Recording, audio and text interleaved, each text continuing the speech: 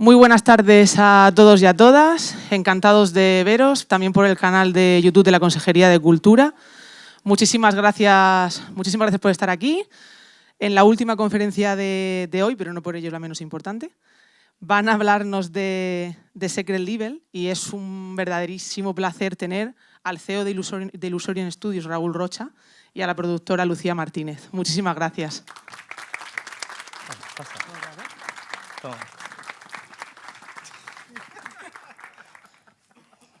Un brindis, por favor. Muchas gracias a todos por venir. Vamos a empezar.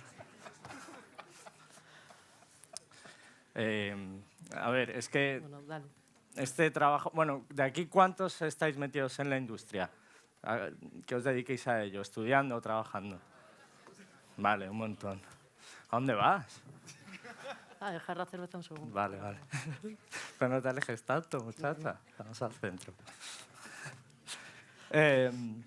Bueno, este es un trabajo que requiere un poquito de ti mismo y de horas y dedicación. Y bueno, pues yo vengo habiendo dormido 2 o 3 horas hoy y Lucía... Más o menos. Estábamos terminando de preparar esto, literalmente ahora en la cafetería, y que menos que tomarnos una cerveza y por lo menos disfrutar este ratito, ¿no? Así que espero que lo disfrutéis vosotros también, ¿vale? Muchas gracias por venir.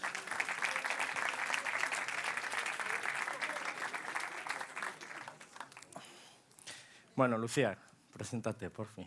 Cuéntales quién eres. Yo soy Lucía y he sido la productora de Secret Level, de Pac-Man, de Spelunky y de Mega Man, entre otras cosas, pero es a lo que venimos a presentar. Y luego es Raúl, que te puedes presentar tú solo, que es el CEO de Illusorion, el dueño, uno de los dueños. Uno de los fundadores. Si habéis estado aquí en la anterior charla, estaban mis otros 3 socios, que son Charlie, Dani y José. Y bueno, pues aparte de nosotros dos y los otros 3 socios que habéis conocido antes, en Illusorion hay un equipo gigante. Ahora mismo somos como unas casi 150 personas ahora mismo, y desde aquí también les quería dar las gracias por todo el trabajo que hacen y por favor, si les podéis dar un aplauso a todos, que se lo merecen.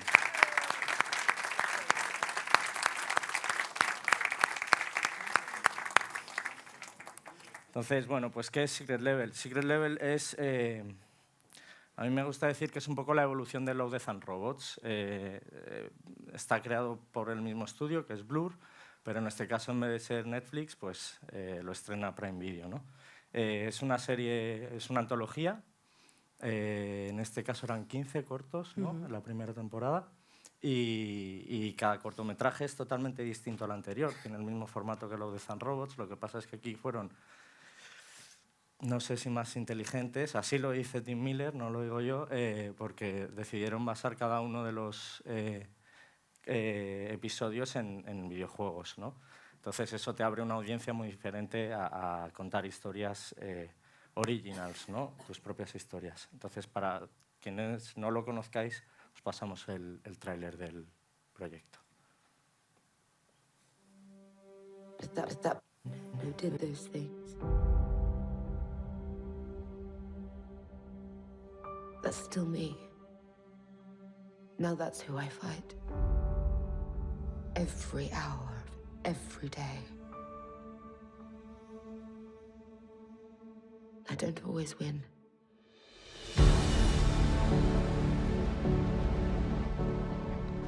How much would you risk? How hard would you fight?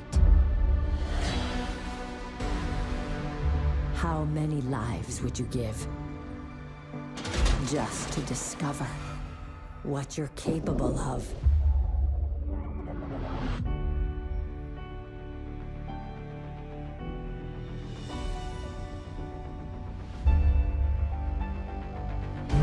Every moment leads to the next. Every cause and every effect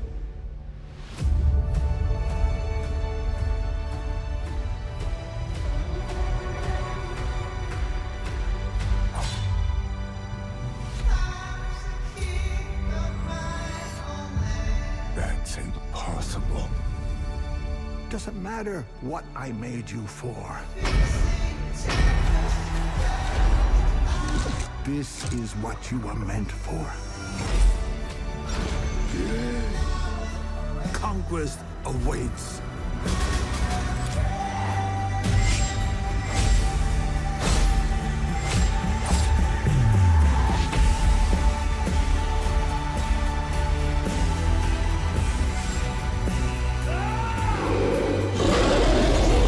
I can hold them back on my own.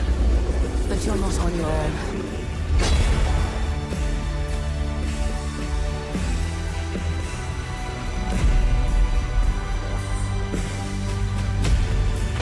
All that danger, all those moments, beauty, and even all those painful deaths. It's a new adventure. Just for you.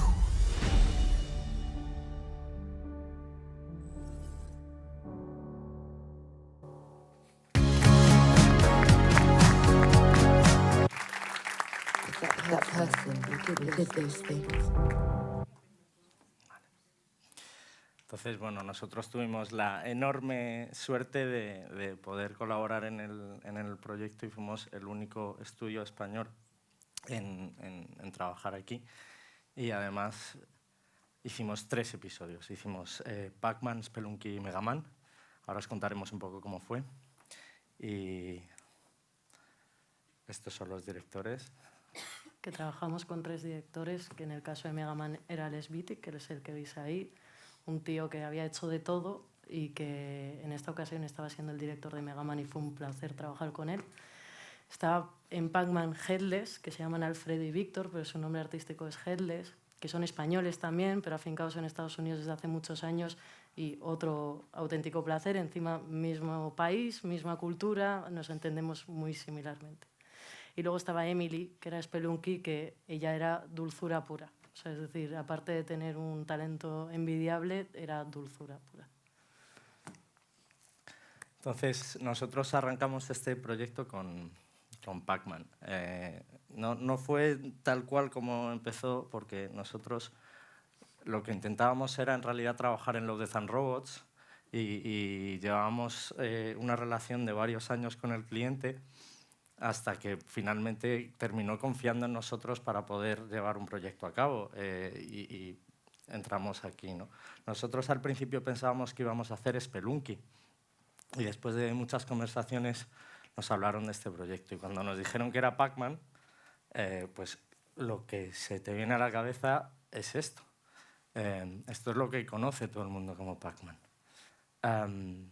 Pero ni mucho menos. Resulta que esto lo descubrimos después y todavía hay mucha gente que no lo sabe. Resulta que es que este episodio no está basado en el juego original de Pac-Man. Mientras nosotros estábamos desarrollando este episodio, ellos estaban desarrollando otro videojuego distinto que anunciaron una vez se estrenó esta serie. Y es un videojuego que tampoco es que se parezca enormemente al episodio, pero sí que tiene mucho más que ver, porque es un tío que va con una espada, con la bola detrás de él, etcétera, etcétera. Tenemos el momento de la bola que se hace grande. Entonces, fue muy chulo el proceso. Este es el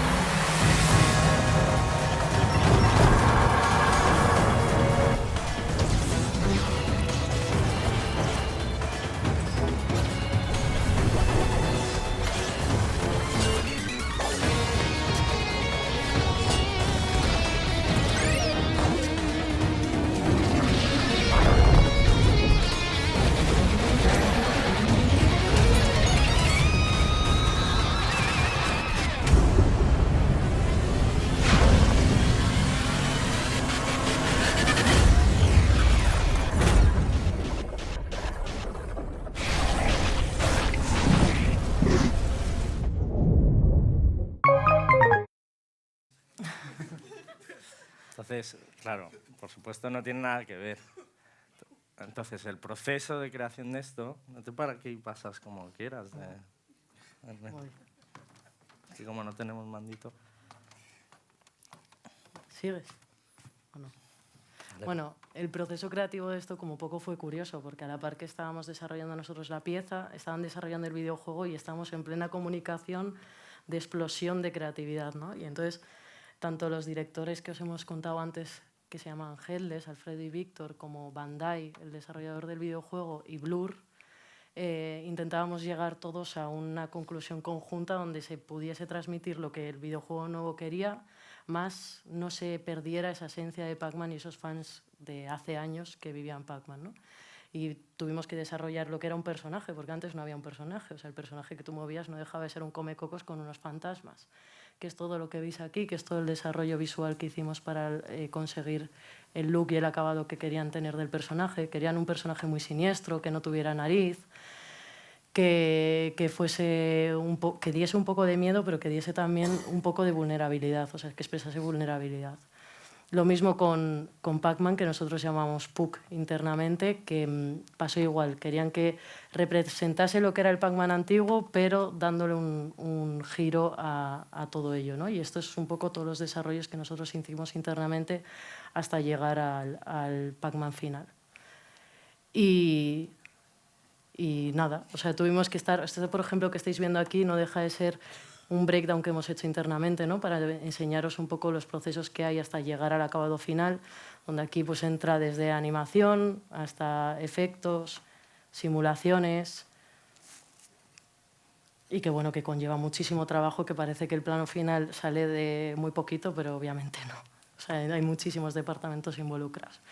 Lo mismo pasó con los entornos. Nosotros estamos acostumbrados a ver un Pac-Man en un laberinto, que es una cosa muy contenida y muy chiquitita, pero esto no sucedía en un laberinto. De hecho, sucede en una cueva, sucede en un campfire, que es donde estaba la hoguera, que si lo habéis visto el capítulo sabréis a lo que me refiero, en un templo que también tenía que ser bastante grande y que tenía que expresar esa grandeza. y nada, o sea, esto es un poco todos los procesos que tuvimos hasta llegar ahí. No solo eso, los fantasmas también que veíamos en el Pac-Man antiguo tenían que estar representados en diferentes lugares. Y los fantasmas están representados, por ejemplo, no sé si os acordáis del gorila, cuando aparece un gorila, está representado en su frente también. Y esto, pues, por ejemplo, es todo el desarrollo que tiene Pac-Man, de cuando evoluciona y obviamente acaba con el humano. Voy a contar una cosa un poco técnica, ya que casi todos estáis, pues, al menos estudiando esta técnica, ¿no? ¿Sabéis lo que es un pipeline? Vale. Pues para nosotros esta pieza fue un antes y un después, porque nosotros estamos acostumbrados a trabajar de una manera y en este proyecto cambiamos totalmente el pipeline de trabajo. Entonces nosotros antes teníamos una manera de trabajar más tradicional, casi todo basado en Maya, que entiendo que también todos Maya estaréis hartos de abrirlo ya, y con muchas dependencias, que eso no sé si lo conocéis, pero básicamente son escenas que llaman a escenas, pero siendo propias escenas de Maya, ¿no? Para este proyecto tomamos la decisión de modernizar absolutamente todo el proceso y hemos basado la mitad de nuestro workflow en Houdini. Entonces nosotros ahora, una vez terminamos animación, nos movemos a Houdini y todo lo terminamos allí. Y además está basado en USD, que no sé si conocéis el nuevo formato, es un formato de transmisión de archivos entre softwares que se supone que te permite ver lo mismo en uno que en otro. No es tan como lo prometen, pero bueno. Entonces, este proyecto tuvo ese challenge de, oye, vamos a producir esto de una manera muy nueva para nosotros, pero fue clave para poder llevar a cabo los otros proyectos, por lo que luego os contaremos del tema del tiempo que tuvimos para desarrollarlos. Casi todos los desarrollos que veis aquí, además son desarrollos propios que hacemos en el estudio. Si conocéis un poco el tipo de trabajo que hacemos, no somos un tipo de estudio que hacemos cosas como churros. Nos gustan que cada uno de nuestros proyectos sean distinto al anterior, ¿no?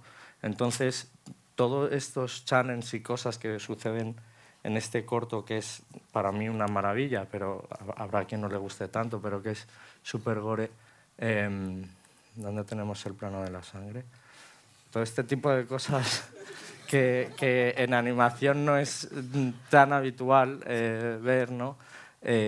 Pues también nos teníamos que inventar cómo llevarlas a cabo, porque no lo habíamos hecho nunca, y conseguir pues, ver cómo se desgarra una piel, cómo se desgarran los órganos, cómo esa masa que es orgánica se deforma bien, pues fue todo un reto.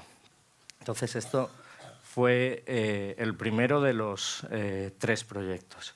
No habíamos terminado este trabajo y les estaba gustando mucho pues el resultado que estábamos dando y cómo trabajábamos.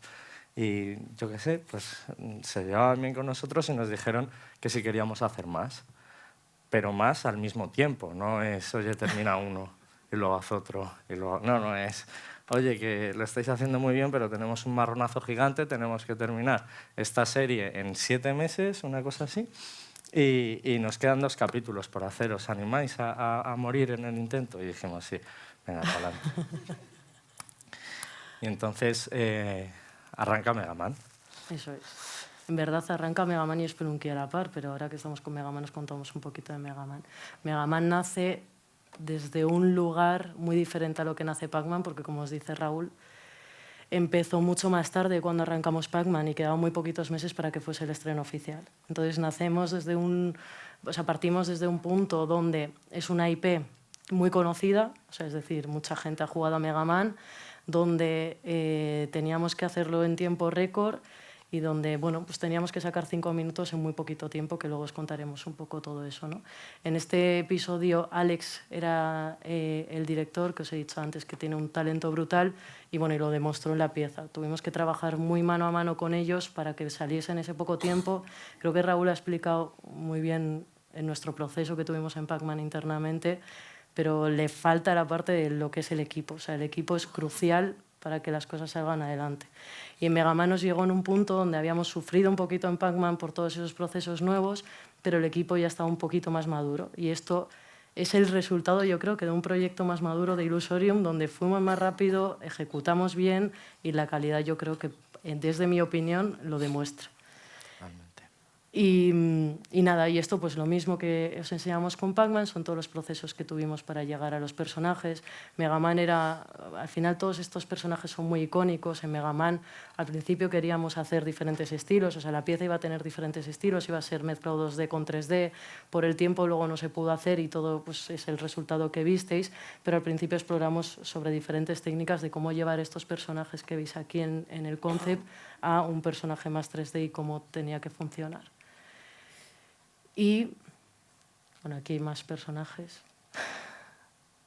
Nos hartamos a hacer... Tenéis que tener en cuenta que hay 100 y pico versiones de Mega Man en el mundo ya existentes, que además la gente ya los conoce y teníamos un miedo tremendo de que nos ocurriera, y por favor perdonadme, cosas como lo que pasó en Sonic Entonces, pues nos daba un miedo tremendo y la verdad que yo estoy súper orgulloso porque todos los fans están encantados con la pieza. Yo creo que ha sido el capítulo que más me ha gustado de los 3 que hemos tenido, ¿no? Entonces, y la gente pide más, y así que eso, reto conseguido.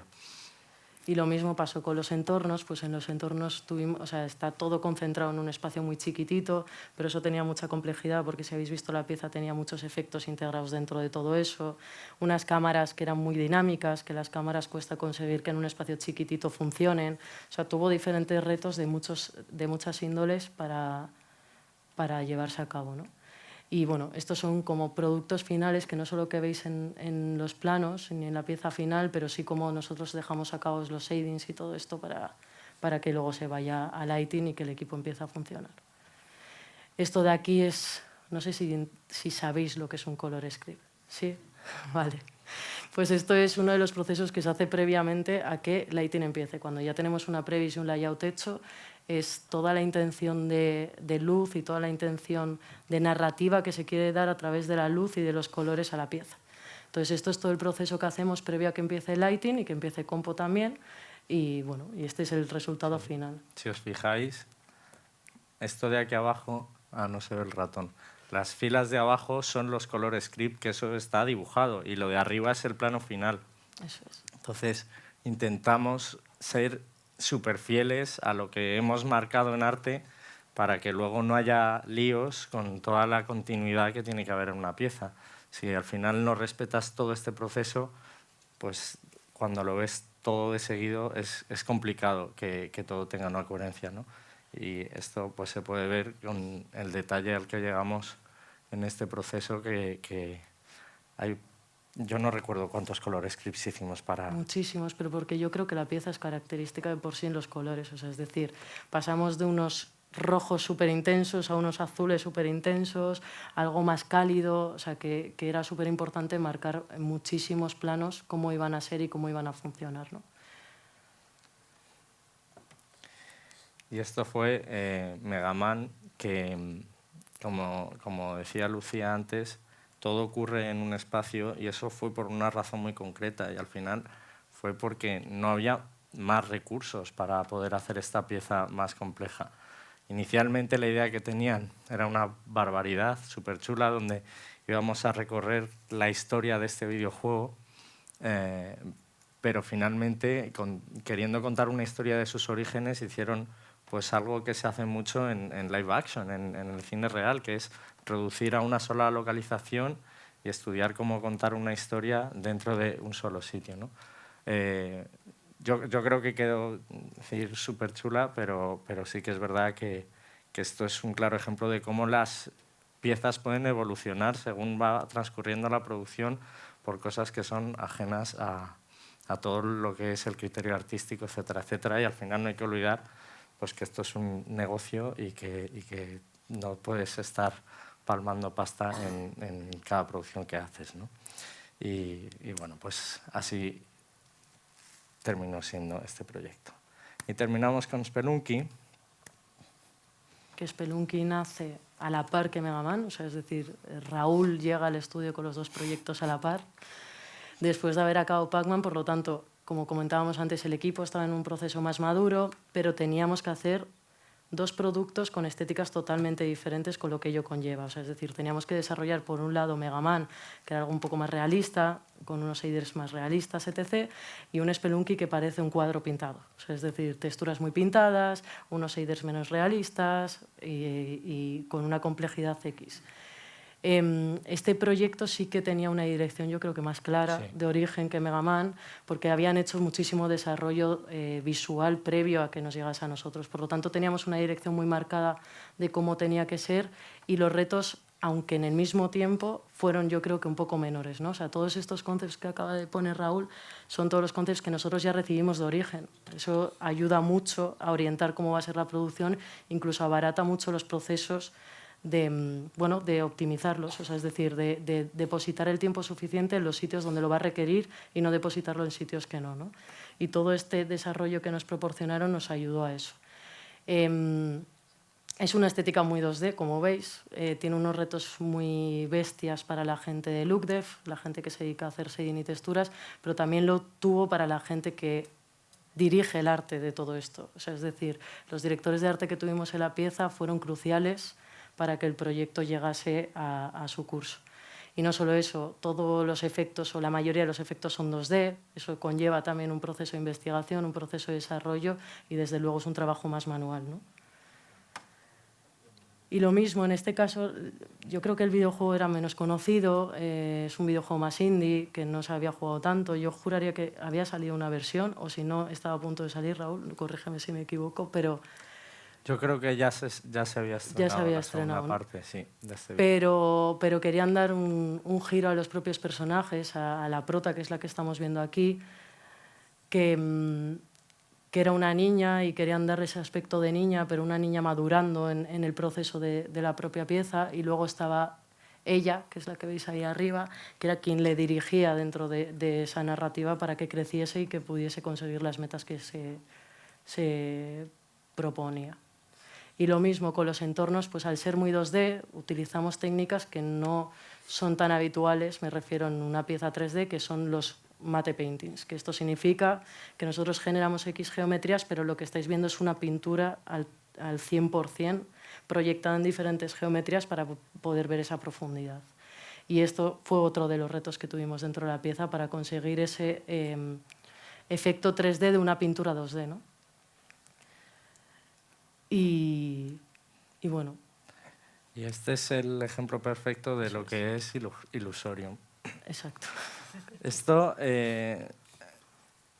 mi rol en Illusorium, bueno, uno de mis roles es controlar los presupuestos de los proyectos, ¿vale? Eso es una de las cosas que yo hago. Entonces, en Illusorium hay mucha gente pues, que le gusta hacer estas cosas y lo hacen con pasión y, por supuesto, eso es una maravilla y por eso salen los productos que salen. Pero hay veces que para poder hacerlo lo que hacen es ocultármelo. Entonces, yo de este proceso me enteré en una charla. En una charla de mi empresa me enteré de que habíamos hecho esto en este proyecto, que es una maravilla, que salió precioso, pero claro, luego los números no cuadran y te preguntas por qué, ¿no? Pues cosas como esta. Cuenta tú lo que hacías. Tú fuiste cómplice. Un poco. Esto, para que os hagáis una idea, el plano como sale de render es la parte izquierda que veis ahí y el plano como acaba es la parte derecha. Eso significa que tuvimos a personas pintando frame a frame el propio plano. Y esto es un caso, yo creo que de los más lights que podemos tener, porque hay casos aún mayores. Por cómo era el proyecto y lo pictórico que era, muchas veces el detalle no llegaba a lo que necesitábamos cuando renderizábamos. Entonces teníamos a gente trabajando por encima de esos planos que obviamente luego Compo, el equipo de Compo, lo componía entero y tenía, pues, aparte del pase propio de render, pues 25 pases más de gente que pinta, ¿vale? Pero bueno, es un poco eso. Pues nada, gente... Lo llamamos el pase holístico, ¿no? Sí, gente pintando a plano, a frame, pues estupendo. Eso es. Estaba súper contemplado. Por contrapartida, sí que es verdad que en este proyecto tenemos toda la parte de 2D, que aunque haya que encontrar una parte de decir cómo integrar, iterar cuando haces efectos 2D es mucho más sencillo que cuando lo haces en 3D. Entonces esto fue una alegría para mí, esto fue lo contrario. Pues como veis, al final esto es hacer que conviva el mundo 3D con los efectos 2D tradicionales de toda la vida, de gente dibujando humos y lo que hiciera falta. Y detalles en suelos, ¿no? Sí, eso. Pero bueno, la verdad que el resultado del cortometraje lo merece. Al final todos estamos aquí porque nos encanta esto y cuando ves estas cosas terminadas da gustito al corazón, la verdad. ¿Este funciona o no? Sí, sí funciona. Sí, pero este no es el... ¿Por qué no va? Bueno, esto es un pase, aquí está. En este proyecto, una de las claves es jugar al teatrillo clásico que hacía Disney. Al final, como componemos, son un montón de pinturas, una detrás de otra, puestas en un espacio tridimensional, y eso es lo que al final te da esa sensación de profundidad, pero tú lo que estás viendo, quitando al personaje o los personajes, son casi todo dibujos. Luego sí que es verdad que bueno, pues le damos ese último pase en Compo para poder unificar todo. Pero esto es la clave de este proyecto, hacer un teatrillo y falsear absolutamente todo para que tú pares el frame y digas, anda, mira, esto es un dibujo. Y esto pues vuelve a ser nuestra obsesión por los color scripts. Y no voy a tener aquí. Y nos puedo enseñar el... Ah, no, sí, el sidewise ya lo tenemos aquí, ¿no? Y entonces, bueno, esto es un poco un resumen súper rápido de la parte creativa. Pero hay otra parte importantísima y fundamental y que sin ella no sería nada posible, es decir, no veríais nada en la tele, que es la parte de producción, la parte que a la gente le gusta menos, la parte que no se ve en pantalla, ¿vale? Y es una pena que no se hable un poquito más sobre este tema. Entonces, aquí tenemos a Lucía, que ha sufrido la producción de los 3 proyectos, además de otros muchísimos más, porque ya lleva un puñado de años con nosotros, Lucía, y me gustaría que os explicara un poquito más qué es la producción y pues cómo fue en concreto en estos proyectos. O sea, yo no sé si Todo los que tuyo. estáis aquí habéis visto algo de producción en los estudios que estáis cursando o algo. Nada, ¿verdad? ¿Ves? Pues esa es la parte que nunca se enseña y es una de las partes más cruciales. Al final, nosotros somos el hilo conductor entre un cliente que te encarga hacer una pieza, como es este caso, bueno, estos 3 casos, la parte creativa, que son las 3 personitas que habéis visto antes en la anterior charla, y la parte o sea, de la propia empresa, ¿no? Nosotros tenemos que asegurar que se cumpla un calendario que hemos cerrado, que se cumpla un presupuesto que hemos cerrado y que desde luego la parte creativa se pueda desarrollar dentro de ese tiempo.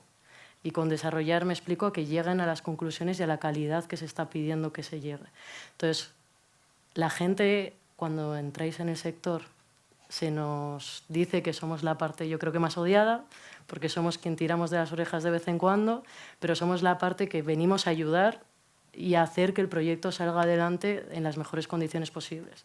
Somos quien cuidamos a cada artista que está ahí sentado, somos quien cuidamos a supervisión, somos quien cuidamos al cliente y de vez en cuando, pues sí, nos toca la parte fea, que es un poco la que estoy diciendo, pero no dejamos de ser un engranaje más dentro de la producción y quien intentamos ayudar a todo eso, ¿vale? Son Pues, un amor y deberíais de quererles un poco más. Que yo sé que a veces, pues... no, al final, o sea, el día que los que todavía no habéis empezado a trabajar, que empecéis a trabajar en esto, y ojalá que sea pronto porque necesitamos a gente siempre, veréis que somos psicólogos. O sea, es decir, somos las personas como vuestra madre y vuestro padre, que está ahí para echaros una mano y hacer que todo llegue a donde tiene que llegar.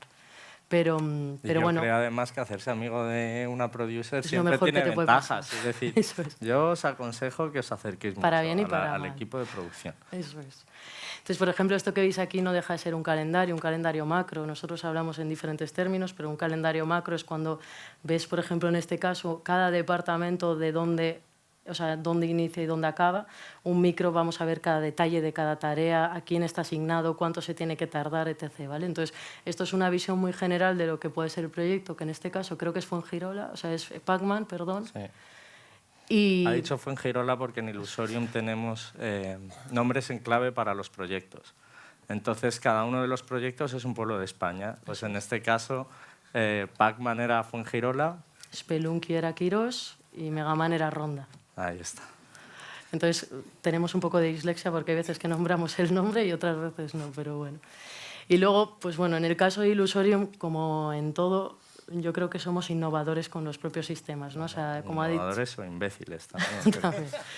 Como dice Raúl, Blur y este proyecto nos obligó a crecer y a adecuarnos a sus propios sistemas para poderles reportar, pero no sé si habéis escuchado en algún caso lo que es Sodrit, que seguramente... ¿Os suena? No. Pues no lo vais a odiar. Pues Preparaos. es un software de traqueo de información, o sea, es decir, es donde os van a asignar una tarea, donde os van a decir cuánto tenéis que tardar, etc. Sodrit es, yo creo que uno de los grandes... Es el estándar. El en la estándar industria. universal. Lo normal es que tú entres a un estudio de esto y que utilicen SOTGRID. Entonces te va a tocar trabajar desde SOTGRID. Eso es. Donde tú entras a trabajar y es lo primero que abres. Y lo último que cierra. Eso es. Y en nuestro caso se llama Aquarium, ¿vale? Entonces era un sistema muy nuevo, en unos proyectos bastante innovadores, con, como os estaba diciendo, el workflow estaba cambiando, el pipeline estaba cambiando, y con todo lo que ello implicaba también cambiábamos el sistema de traqueo. Por lo tanto, como poco teníamos un reto por delante, tanto la parte de producción como la parte creativa por todo esto, ¿no? Esto es como se ve un poco Aquarium, pero bueno, o sea, el día que lo veáis, pues espero que sea antes que tarde, pero cuando lo veáis ya aprenderéis cómo funciona esto. Y esto, pues, obviamente fue una de las necesidades que tuvimos con el equipo del cliente, que era Blur en este caso, donde ese calendario que habéis visto al principio, que era muy macro, que esos son calendarios internos que tenemos nosotros aquí, en su caso se lo teníamos que trasladar a esto. Cada una de las filas es una entrega crucial que se debe de hacer para poder obtener la validación del cliente y ver que todo está en curso y que podemos seguir al siguiente paso, ¿no? Entonces, bueno, esto yo creo que era el inicial. Si viésemos el calendario final, las filas se triplican, ¿vale? O sea, no es solo esas filas que hay ahí. ¿Y qué es lo que pasó también? Que aparte de todos esos calendarios que os hemos enseñado, tuvimos que desarrollar herramientas para controlar esos datos. ¿Por qué? Porque nosotros desde producción necesitamos saber cuántos aprobados llevamos, en qué punto estamos, cuánto nos hemos comido del tiempo que teníamos disponibles, cuánto tiempo nos queda restante. ¿Para qué? Para, obviamente, reportar a este señor que tenéis aquí, y dos, para tomar decisiones. O sea, nuestra labor es súper estratégica, es ayudar a la parte creativa a que se pueda desarrollar, pero darles el tiempo suficiente a que se puedan desarrollar. Entonces, si el tiempo se ha comido, necesitamos tomar decisiones internamente para poder hablar con cliente, con aquí nuestro compañero o con quien haga falta para poderles dar la posibilidad de desarrollarse en la parte creativa. Y esto no deja de ser todo lo que se estaba enseñando aquí, datos de cómo analizamos las cosas, ¿vale? O sea, son gráficas y ahí podemos entrar en detalle en muchísimas cosas, pero estos son como gráficas muy generales para ver cómo vamos. Y bueno, cuando estábamos con Pac-Man, como bien decíamos antes, llegaron los otros dos. En los otros dos ya habíamos tenido el proceso, yo creo, de adaptación con el cliente, pero el cliente también evoluciona dentro de ese tiempo. O sea, pensad que Pac-Man duró casi un año, ¿no? Sí, incluso más. O sea, sí, un año y pico. Y cuando llegaron estos dos ya había pasado un año y pico. Tanto nosotros habíamos evolucionado y habíamos madurado, como el cliente había evolucionado y había madurado, ¿no? Esto es una industria muy curiosa porque no hay estándares. Entonces, nosotros trabajamos de una manera y el cliente trabaja de otra, y Sony trabaja de otra, y Pixar trabaja de otra. Entonces, como no hay un estándar de cómo se trabaja, tú empiezas a trabajar con un cliente y después de un año estás trabajando de una manera distinta porque el propio cliente ha decidido cambiar sus sistemas, y entonces, bueno, pues íbamos aprendiendo mucho. O sea, yo creo que es una industria que vamos aprendiendo en el camino, que vamos creciendo en el camino, y que estancarte en un año puede suponer muchas cosas. Es decir, hay que ir evolucionando con la industria y hay que ir cogiendo datos de todas las personas que os puedan ayudar para poder crecer dentro de ella. Entonces, esto, bueno, por ejemplo, es una manera de hacer revisiones. Las revisiones no suceden en una mesa o en el baño. Las revisiones suceden con una playlist que llamamos nosotros, que es esto que veis aquí, con todos los planos que el supervisor, el lead, haya aprobado, y pasan a revisión a cada uno de los niveles. Y cuando están aprobados por todos, pues pasa al cliente, ¿no? Y estos pues, son otro tipo de reportes que teníamos internamente, incluso el departamento de producción, ¿no? Yo necesitaba tomar decisiones a un nivel, pero mi equipo necesita tomar decisiones a otro nivel. Entonces, el reporte y retroalimentarnos los unos a los otros nos hace, uno, tomar decisiones más estratégicas, y dos, estar todos en el mismo punto para que esas decisiones estratégicas tengan sentido. Y más reportes. Y más reportes. Y esto, por ejemplo, no sé si se puede dar. Sí, sí. Esto es como son los procesos normalmente en la industria. Es decir, la parte de arriba de la izquierda es el animatic, que normalmente pues, lo desarrolla el director junto a las personas que trabajan en él. La parte de la derecha es en el stage en el que está la pieza, que en ese caso era el layout animación, una mezcla de las dos. Y la parte de abajo es la referencia de color script que ya hay desarrollada para esos planos. Como veis, el color script muchas veces abarca varios planos, no solo abarca uno. Se estudia pues, una secuencia o varios planos que vayan a tener el mismo tipo de iluminación.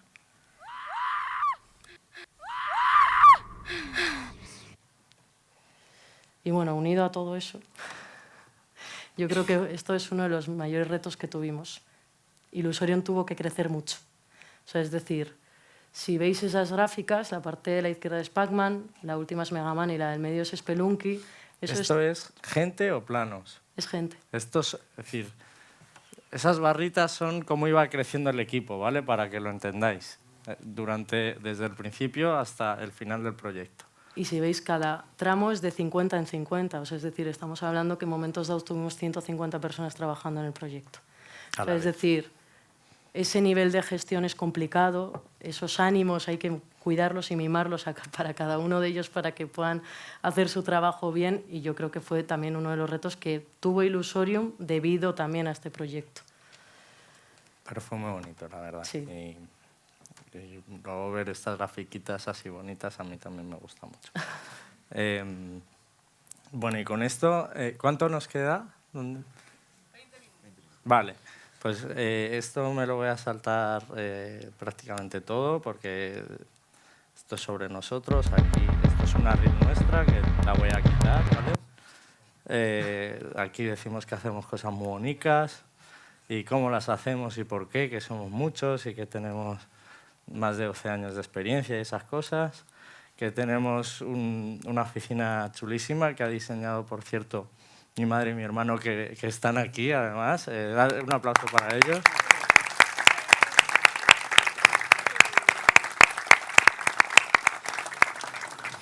Que se dejaron la vida también por crear un espacio adecuado a lo que queríamos. Nosotros somos muy defensores del trabajo en oficina y de poder ofrecer cosas que no tienes en tu casa para, bueno, pues para que realmente te apetezca ir, y fue fundamental toda la colaboración con ellos.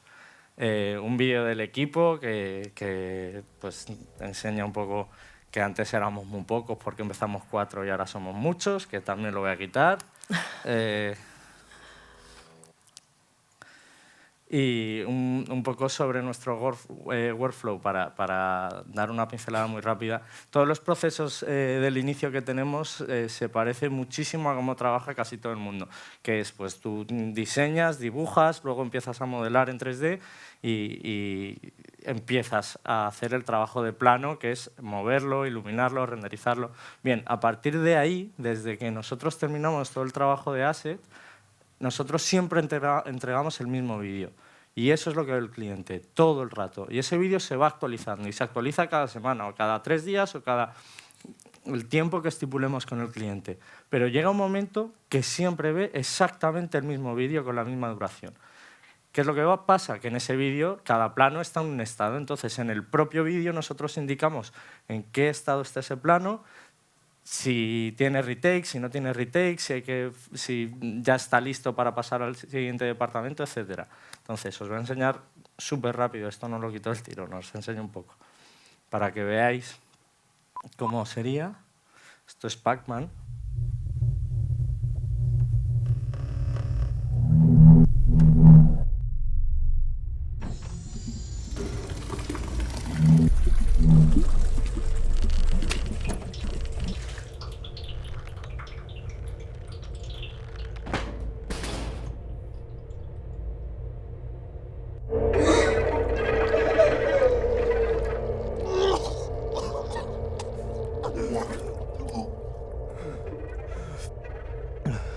You must be hungry. Tenéis el for review comp, esto es que la composición está terminada, pero la tiene que mirar. Si aparece Anime Approved, pues ya puedes pasar al siguiente departamento, ¿no? Y entonces es todo el vídeo, todo el rato, cada plano en el estado en el que esté.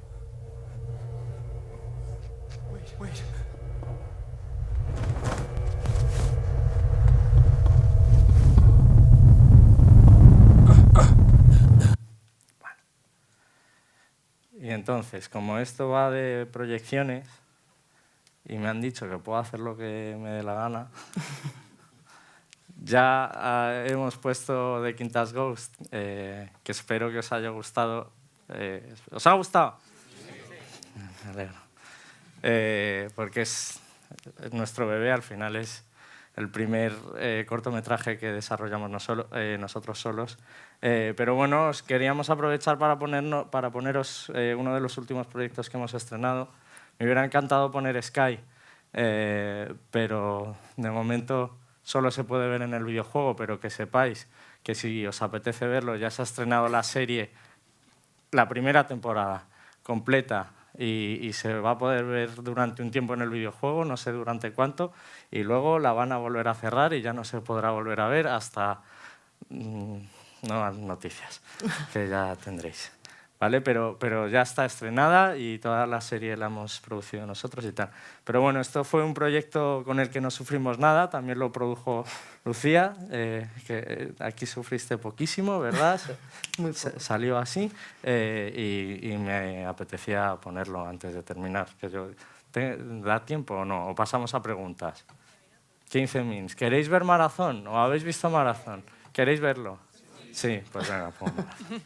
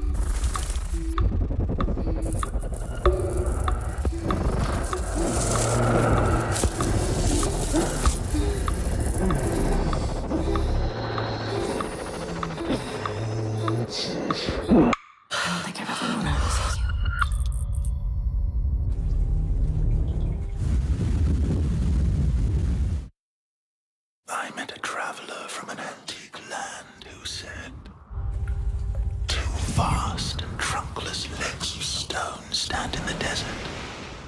Near them, on the sand, half sunk, a shattered visage lies, whose frown and wrinkled lip and sneer of cold command tell that it sought to well those passions red which yet survive. Stamped on these lifeless things, the hand that mocked them, lifeless things that mocked them. And the heart that fed, and the heart that fed.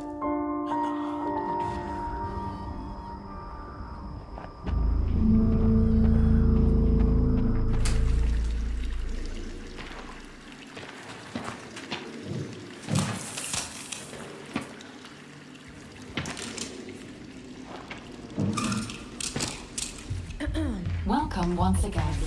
Once again, once again. How's the new shell? How's the new shell feeling? I mean, it feels just like what it is, right? Like $1 trillion. Like $1 trillion. Sakaguchi Genetics sent a reminder. Your shell repayment is coming up and will be charged against your line of credit. Yeah, I know. Do you mind if we skip the formalities this time? Got a big contract waiting down there, so. Understood. Let's proceed with your grounding exercise. Are you familiar with this item? That's my lucky charm. Yeah. It's supposed to be my lucky charm.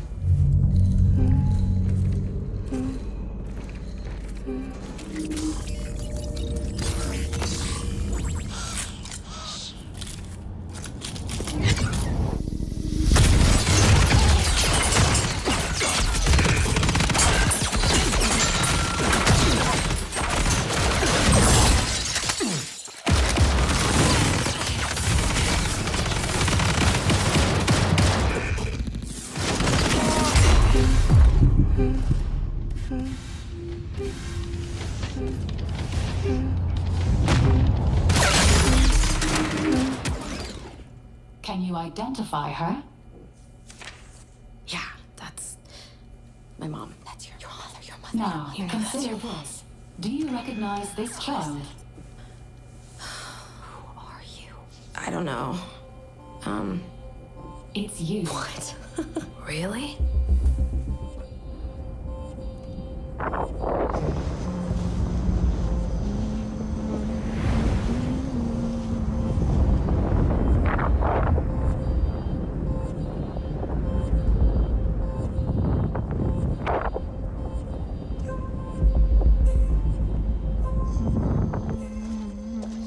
Hey, what's that you're always tuned into? Worth anything? I don't know, but I like it. It speaks to me. Let me listen. Yeah, go ahead.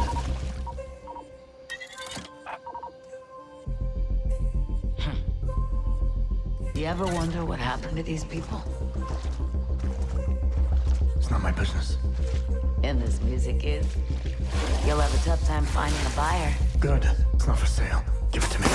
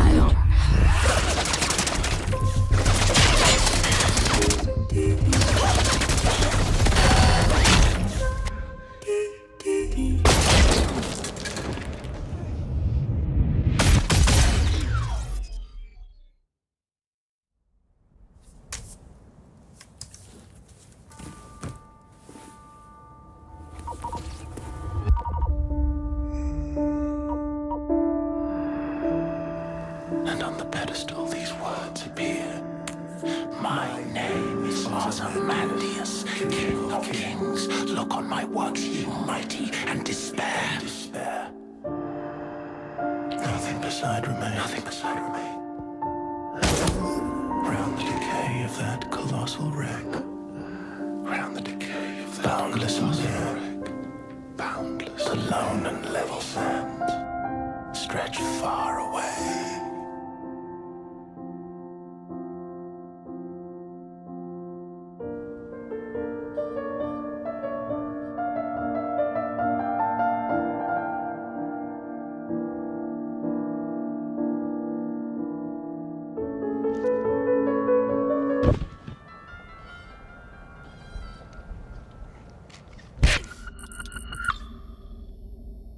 Do you recognize this child? I don't know. Is that me?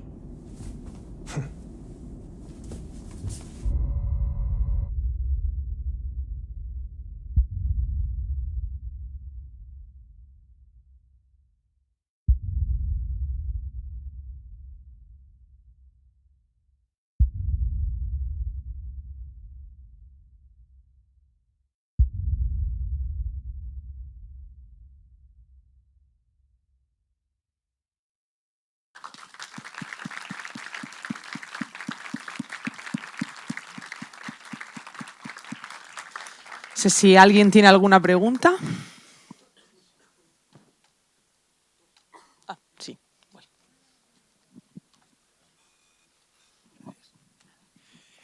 Yo quería preguntar un par de cosillas que me interesa bastante saber un poco cómo fue el acercamiento inicial con Blur, si fuisteis vosotros a ellos, dijiste que llevó varios años, como que os dieron un proyecto y cómo pues cómo surgió todo eso y cómo llegasteis desde el primer acercamiento hasta después conseguir el proyecto. Y también saber un poco cuánta agencia creativa os daban a la hora de pues, hacer guión o historia, si era algo que venía muy cerrado por su parte o realmente vosotros pudisteis aportar a todo eso.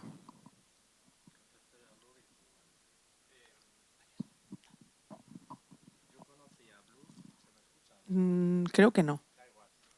No, espera. Bueno,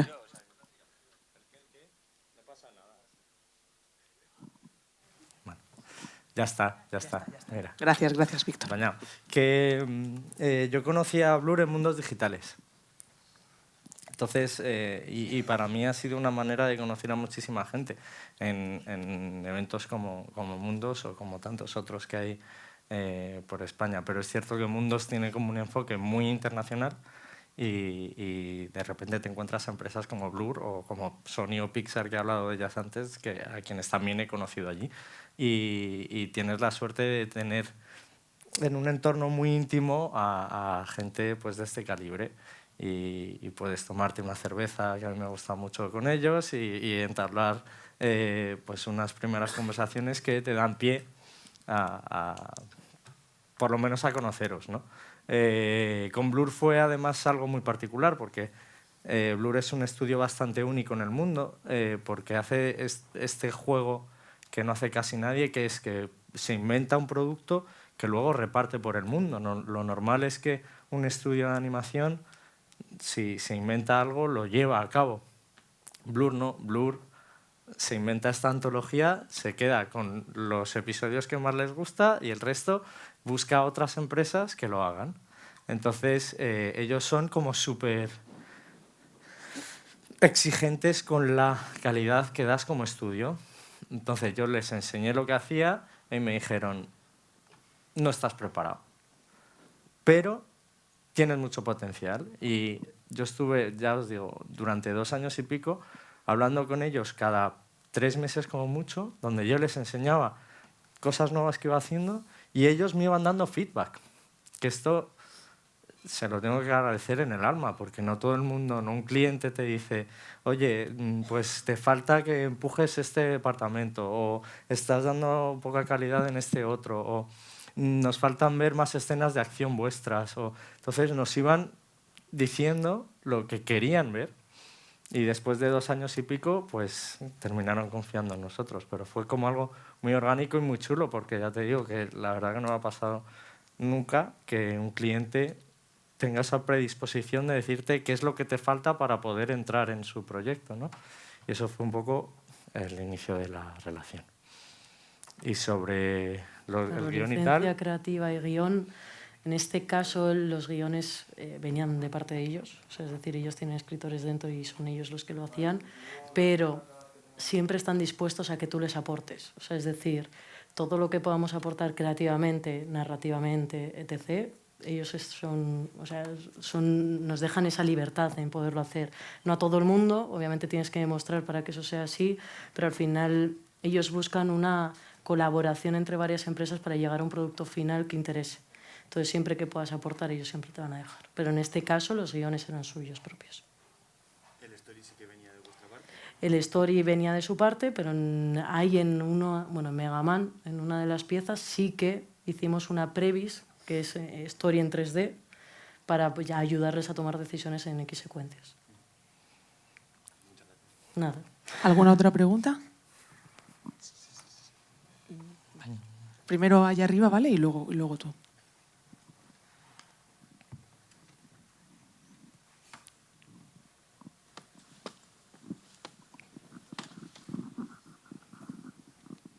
Bueno, daros la enhorabuena porque es una pasada lo que estamos viendo. Gracias. Y eso es lo primero. Y esta última pieza, una pregunta técnica, medio técnica, ¿no? Esta última pieza que hemos visto, toda la animación que se hace, que es una pasada de las expresiones de ese personaje, todo, ¿esto es con motion capture? No, solamente 3D. Es animación keyframe. Animación, keyframe, nada más. Sí, no hay captura de movimiento de ningún tipo. Sí que es verdad que se graba todo para tener referencias de los movimientos. Pero nada más. Pero es animación tradicional Y de hecho, Alberto, que es el director de esta pieza, es un gran defensor de la animación tradicional y lo que hace, lo que pasa es que hay que tener el ojo crítico que tiene Alberto para darte cuenta de esto. Lo que hace es estilizar muy poco, un porcentaje muy pequeño, la animación para que eso en realidad no pueda pasar en el mundo. Entonces, él tiene una referencia, pero si en un ciclo de correr, por ejemplo, la persona da 4 pasos, pues él intenta meter un quinto, que ya te digo que la audiencia normal no se da cuenta, pero hace que esa animación no sea 100% realista. Entonces, bueno, es un proceso... es una pasada, desde luego. Delicado. ¿Cuánto tiempo más o menos se tardó en hacer esto? No me acuerdo. Es que... Más o menos. No, menos. ¿Menos de un año? Creo que fueron 8 meses. Algo así. ¿El completo o solo la animación? El trabajo, o sea, en este caso también el director trabajó desde inicio, o sea, es decir, que él luego tuvo un trabajo a lo mejor de 3 meses anteriores a arrancar nosotros. Pero la producción como tal, incluso el desarrollo de look, def y todo eso, fueron 8 meses. Pues muchas gracias y madre mía, es una pasada. Gracias a ti. Gracias. Hay una última preguntita por aquí, que si no en academia nos riñen.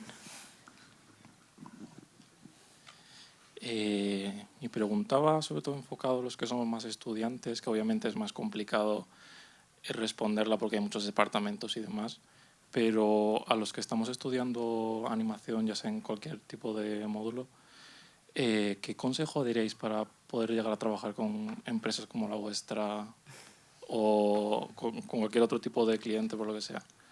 Yo creo que justo los dos que estamos aquí venimos de ser artistas. O sea, es decir, hemos sido como vosotros. Y la vida nos ha llevado a ser cosas que nunca nos hubiésemos imaginado ser, ¿no? A estar con Exceles y con reportes y así. Pero yo creo que yo creo que tener ojo clínico y analítico a ti mismo, tener mucha actitud. Saber que hay momentos muy difíciles, pero de los momentos muy difíciles te tienes que recuperar. O sea, es decir, es una profesión, yo creo que se basa en la pasión mezclada con algo un poco más objetivo. Entonces, la pasión mueve mucho, pero también hay veces que mueve muy mal. Es decir, hay que saber controlar esa parte. Hay que saber aceptar la crítica. O sea, es decir, que tú estés haciendo algo que no guste a esa persona que lo está viendo no significa que no gusta. Es que no gusta para esa persona y para ese cliente y para eso que se está buscando. Pero no hay que decaer. O sea, es decir, hay que seguir peleando y hay que seguir buscando. Y yo creo que, bueno, a mí siempre me ha ayudado mucho apoyarme de la gente de alrededor. O sea, es un trabajo en equipo, nunca es individual. Y el trabajo en el equipo hay que saberlo gestionar, hay que saber aprender a decirse las cosas, hay que saber mimar a la persona que tienes al lado y a la par, echarle la bronca en momentos dados cuando eso no está bien hecho, pero yo creo que aprendiendo de las personas que tienes alrededor tuyo y escuchando mucho y observando mucho, siempre puedes llegar a esos lugares. Entiendo. No sé qué opinas, Raúl, ¿eh? Yo totalmente de acuerdo, y por aportar un punto en algo que me parece clave que has dicho, esto es un trabajo con mucha más gente, un trabajo en equipo, es una cadena.